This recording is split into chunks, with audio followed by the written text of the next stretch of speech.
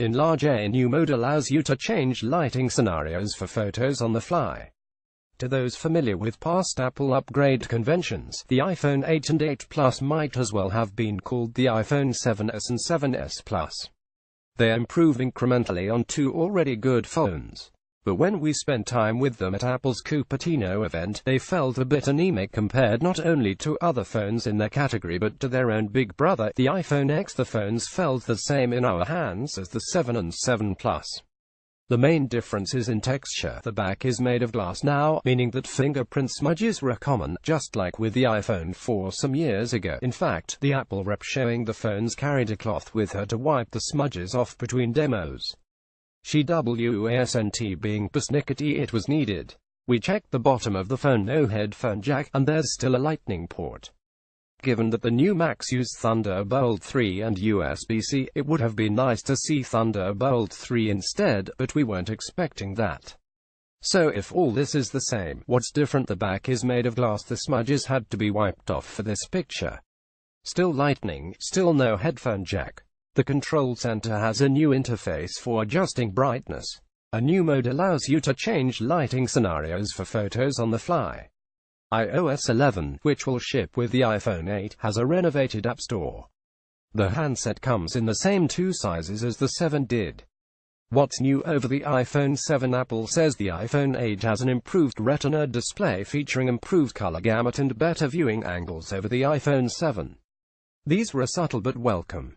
There's also True Tone technology that automatically adjusts the white balance of the image based on your surroundings. It was impossible to test this at the event, as the lighting and surroundings weren't changing. In a market where top-tier phones from LG, Samsung, and others have better displays, and now the iPhone X does as well, getting excited about the screens on the 8 and 8 Plus is difficult. For the most part, we couldn't tell the difference between these and the one in the iPhone 7 we brought with us. Granted, the viewing environment was neither dynamic nor ideal.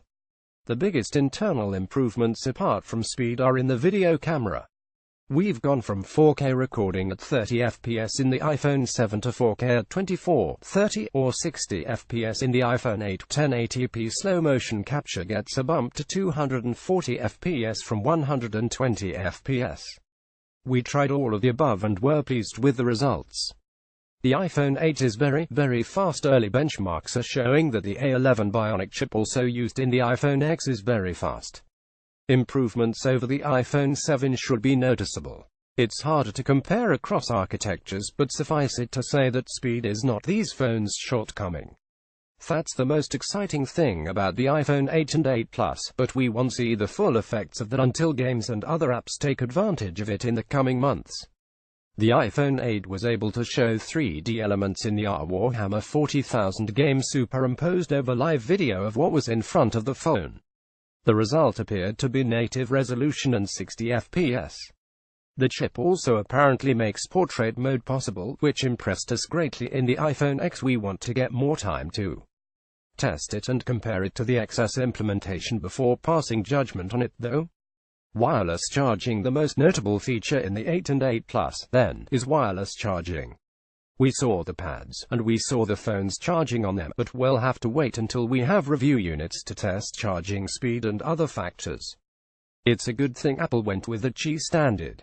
The company is known for adopting proprietary standards, but that would have been a non-starter for the iPhone 8, as Qi charging pads are already the standard in many airports and coffee shops. Not being able to charge in these places would have defeated the purpose of wireless charging.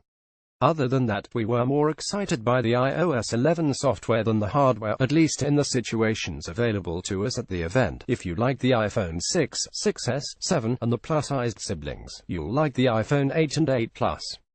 But the purchasing decision comes down to how much you value the speed of the internals and wireless charging, unless you shoot a lot more slow-motion video than the average individual anyway.